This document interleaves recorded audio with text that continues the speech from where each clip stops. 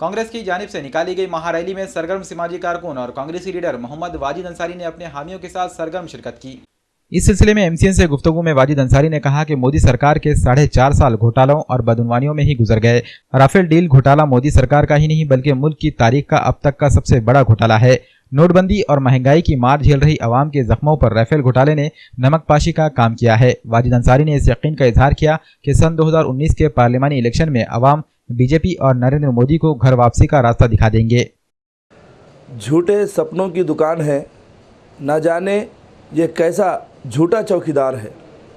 मोदी सरकार जो नया घोटाला सामने आया है वो बड़ा ही दर्दनाक है, क्योंकि हमारी जो जनता पहले से परेशान है और हर हिंदुस्तानी की पॉकेट पे जो आज बहुत ज़्यादा बोझ पड़ रहा है, क्योंकि चाहे पेट्रोल लो, डीजल लो या गैस की बढ़ोतरी रहो, इसके अंदर में फिर जो ये विमान घोटाला किया गया है ये बहुत ही तकलीफ़देह है, क्योंकि सरकार ने अभी तक के जो वादे किए थे कोई वादा तो उन्होंने निभाया नहीं है, सिर्फ झूठे सरकार ने वादे किए हैं।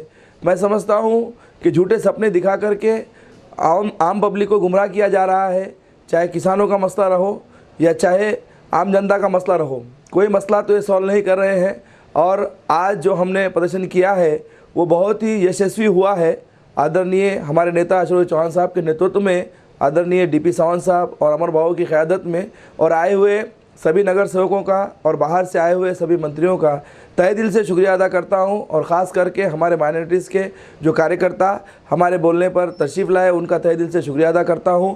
और आने वाले वक्त में फिर हम ऐसी आवाज़ उठाते रहेंगे और हमारी इस सरकार को अपने फ़ैसले बदलने होंगे, घोटाले बंद करने होंगे।